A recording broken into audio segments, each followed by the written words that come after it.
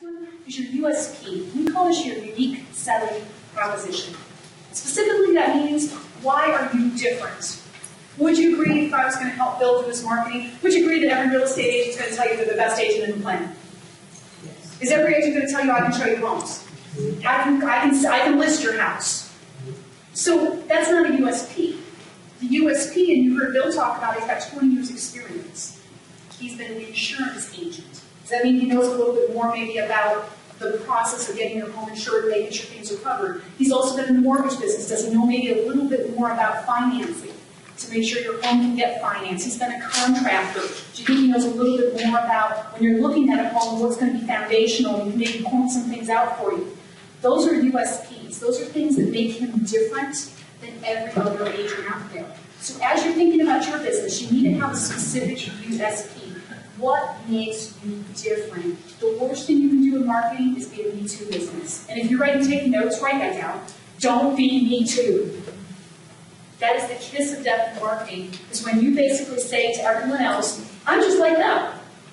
I'm a contractor, I'm a CPA, I'm a real estate agent, I'm also, just going to use Mary Kay because I picked up the name, I'm a Mary Kay too.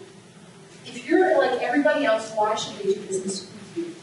You need to become specific. You need to become specialized. And I know this is tough, and I, as an outsourced marketing director, working with several businesses here in town, I can tell you the hardest thing that business owners fight with is choosing something to be specific. They don't want to eliminate any market. They're afraid that if I go really specific here, well, then I'm going to miss out on this. It's okay to miss out there. You got that? It's okay. You can miss out market. Is there enough market for all of us to be wealthy in Jacksonville? Would you agree? There's enough people here. There's enough need. If we can just hone in on what we offer and offer to the people who love us, the people who want to buy it, the people who have the money, the people who appreciate you. Ever get a client that just walks all over you and you go, oh my God, I should have never taken this client? How many of you would love to fire a few clients you got? I'll raise both hands right now. I got a few I'd love to fire. In fact, there's a few I've fired in my time and my day. The key is, the more targeted you are, and the more you can attract the right clientele, the more fun you have in your business. So choosing your strategy, you got to know those three things. You want to know what strategy is going to feed what market. You don't want to go advertising. Let's say, for example, my business, I specifically work with small business owners and outsource marketing. I don't want to advertise necessarily in an all-woman magazine. It's not my right demographics for me. Most of the folks I work with tend to be male. That's just the way it is. They tend to be in business for anywhere from 5 to 10 years. They tend to have enough experience to know what doesn't work and enough knowledge and wisdom to understand that there's things that do work and they need some more help. That's my demographic. So when the person comes to me and says, Kim, will you advertise in my awesome women's-based magazine? I don't ever feel guilty saying no, because I understand it's not the target market. But oftentimes, we get played on our guilt because we don't know what our target market is, and we get into things that maybe we shouldn't be, and then we get frustrated when we don't get results from it. So that's the first step. The second step is implementing your strategy. Oftentimes we get excited. We're going to go do this strategy. And I just had this happen with a client recently. I'm so excited. I'm going to go do this campaign. I'm going to do this postcard campaign. We spent a ton of money on postcards. He spent almost no thought into his, what I call a callback campaign, which is what he puts on there to get people to pick up the phone and call him. 3,000 postcards, not one call. You didn't implement it properly. You've got to have the correct call to action on there. And if you don't know what the correct call to action is, there's education out there. You can learn this stuff. Marketing's not difficult. Would you agree? If you knew what to do, if someone gave you a list of 10 things to do you think you could do them? If you knew what they were, that's how simple marketing can be. All you got to know is have a list of 10 things to do. And it's that simple. So you want to know what results you're going to get. That's one of the things you want to look at when you implement. Are you looking to try to get leads? Or are you trying to look to get more conversions? You have leads and you're trying to convert them. Or are you trying to retain your clients? Are you trying to get more loyalty? I had a customer come to me who, once we did an analysis, a baseline of his business, and we found out that his best customers who stayed the longest, spent the most, and he loved, came from referrals.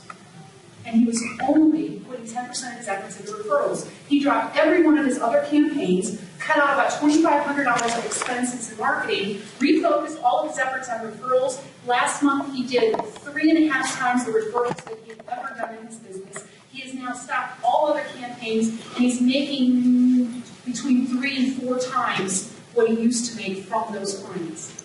But he didn't know where his best customers came from.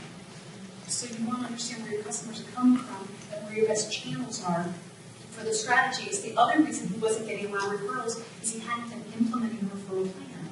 Once I gave him the 10 things to do, guess what? He did it all by himself. All I had to do was give him the checklist. He did it all by himself, and now he's off and running. Does that make any sense? So we just got to know what to do. And implementing it just becomes a matter of knowing what to do, knowing which strategies to pick, and how to get them done.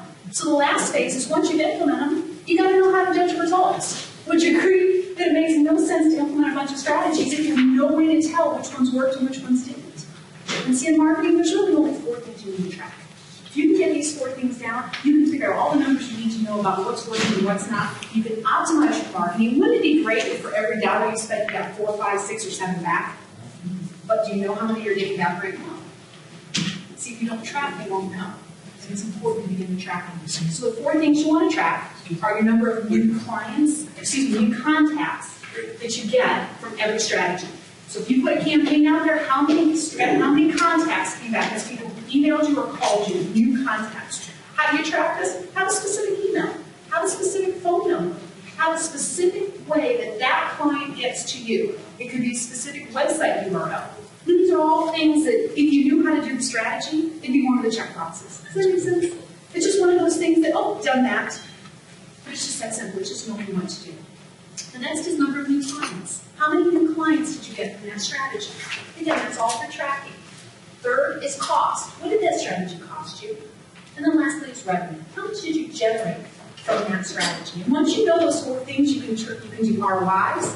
You can calculate the cost to acquire a client. If you knew by doing an advertisement in a newspaper that you could get, say, 10 clients, and the client's average revenue was going to be $100, so 10 times 100 is $1,000, and that ad only costs you $100, is it worth running that ad? Yeah. I run that ad all week long at that price because I know what my return on investment is. But what a lot of times happens is we don't know what those numbers are. And then we begin the spaghetti marketing. You know what spaghetti marketing is? You just throw it all against the wall and see if it sticks. Yeah.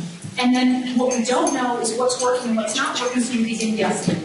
And what was working we take away, and what wasn't working we leave, and then we end up in a cycle of guessing. And by tracking, you start to learn those things. And see, as we look at marketing, there's going to be 3 phases you go through. The first phase is you're going to look at this and go, I can do it. How many of you are in that phase? I can do this. This isn't hard. Marketing is not hard, guys. It's really easy if you know what to do, right? That's really simple, just knowing what to do. The second phase is, you know what? I got enough stuff going on, I just rather hire someone. That's the second phase. And the third phase is, the second phase is actually hire a consultant. Third phase is I'm going to hire an employee to do it.